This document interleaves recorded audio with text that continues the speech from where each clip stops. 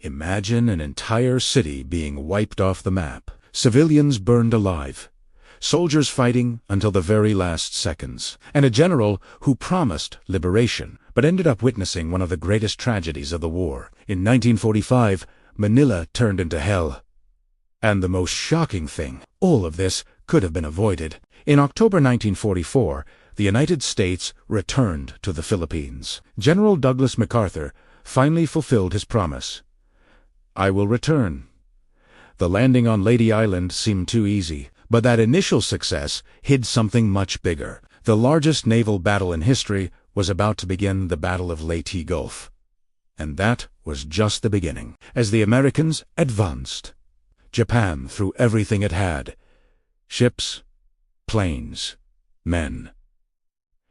It was a desperate attempt to prevent the inevitable. On the other side, General Tomosuke Yamashita knew he couldn't win, but he could delay. His strategy was simple and brutal: to turn every meter into a battlefield. Even with a lack of supplies, his troops resisted, and each American advance was costly. In early 1945, the United States advanced towards the capital. More than 150,000 soldiers landed and quickly moved towards Manila.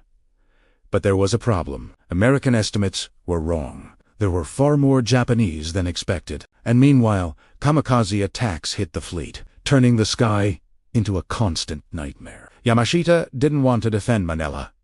He knew the city would be destroyed, but not everyone obeyed. Rear Admiral Sanji Iwabuchi made a different decision.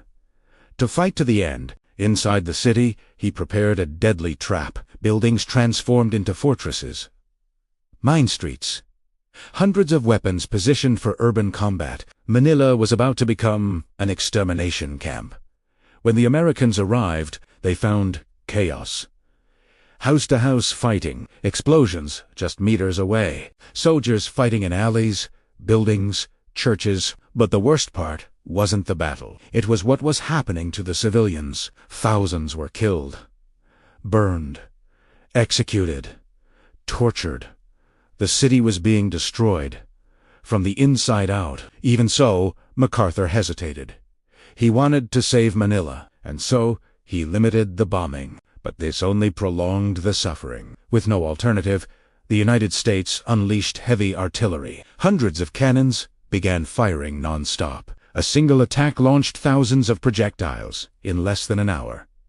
The result: Manila was reduced to ruins. Historic buildings disappeared. Entire neighborhoods were wiped out. And yet, the Japanese continued fighting. After weeks of brutal combat, the resistance finally fell. Iwabuchi took his own life, and in March 1945, Manila was declared safe. But the victory came at an absurd price. Approximately 100,000 civilians killed, a completely devastated city. One of the worst urban battles of the war, the Battle of Manila, was not just a military victory, it was a human tragedy. A city destroyed by decisions, pride, and war. And to this day, it is remembered as one of the darkest episodes of World War II. If you want to know true stories that seem like movie scripts, subscribe to the channel, because here, history isn't told. Ite se lib